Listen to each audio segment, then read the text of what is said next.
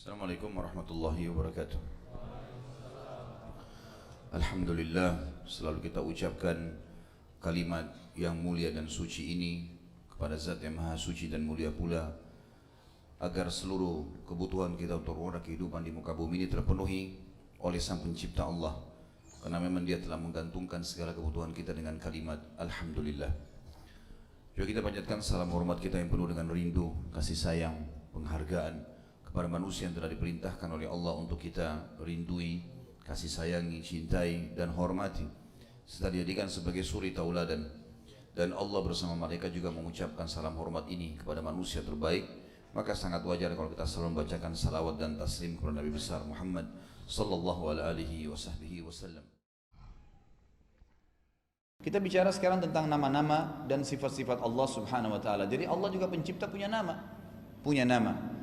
Saya bacakan kata Imam Syekh Abu Bakar Jazair, mohon maaf, seorang muslim beriman kepada Asma'ul Husna, nama-nama Allah tapi selalu sifatnya husna. Namanya Allah tidak ada yang buruk, semuanya baik. Yang dimiliki Allah Azza wa Jalla dan sifat-sifatnya yang teragung, dengan tidak mempersekutukan siapapun dengannya di dalam Asma'ul Husna dan sifat-sifat tersebut. Ia tidak mentakwilkannya, menginterpretasikannya dengan arti yang tidak sesuai dengan maksudnya. Jadi misal Allah Subhanahu wa taala memiliki sifat dan nama, Allah itu punya tangan misalnya. Allah punya tangan. Ya tangan. Kita imani bahwasanya Allah punya tangan, tetapi tidak boleh diinterpretasikan tadi, dimaknakan seperti tangan manusia, nggak bisa. Jadi kita harus mengimani keberadaannya tapi tidak menanyakan bagaimananya. Karena memang ulama mengatakan hikmah daripada Allah menciptakan tangan hewan berbeda, tangan jin berbeda, ya tangan manusia berbeda, malaikat yang memiliki sayap berbeda Allah SWT ciptakan agar manusia berpikir Allah Subhanahu wa taala jauh lebih sempurna daripada semua itu. Jauh lebih sempurna daripada semua itu. Jadi kaidah dalam mengimani nama-nama Allah itu ada kaidahnya, harus diikutin. Tidak boleh ditakwil. Takwil itu diartikan lain. Seperti misalnya beberapa kelompok, ada kelompok namanya Mu'tazilah. Mu'tazilah itu mengatakan tangan Allah itu yang dimaksud dalam Al-Quran, ayat berbunyi a'udzubillahi minasyaitonirrajim, yadullahi fawqa aydihim, tangannya Allah di atas tangan-tangan mereka. Jadi kan, mereka mengatakan ini bukan tangan, tetapi memang ya kekuasaan, diartikan lain.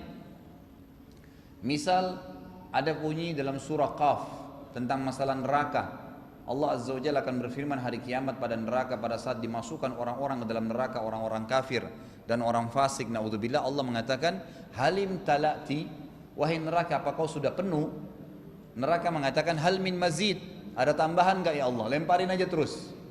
Lalu Nabi Muhammad SAW berkata dalam hadis Bukhari, mentafsirkan ayat surah Qaf ini, berkata, lalu neraka terus berkata, hal min mazid, tambahkan ya Allah, tambahkan ya Allah, masukkan saja semua orang-orang kafir dan fasik itu, sampai Rabbu Izza wal Jalal, maksudnya sampai Allah, zat Tuhan yang maha perkasa dan mulia, meletakkan telapak kakinya yang mulia di atas neraka, sehingga membuat neraka menjadi mengkerut seperti mengkerutnya segumpal daging kecil yang diinjak oleh manusia, gitu kan?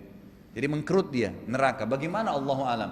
Tapi hadis ini menjelaskan Allah punya telapak kaki, kan gitu.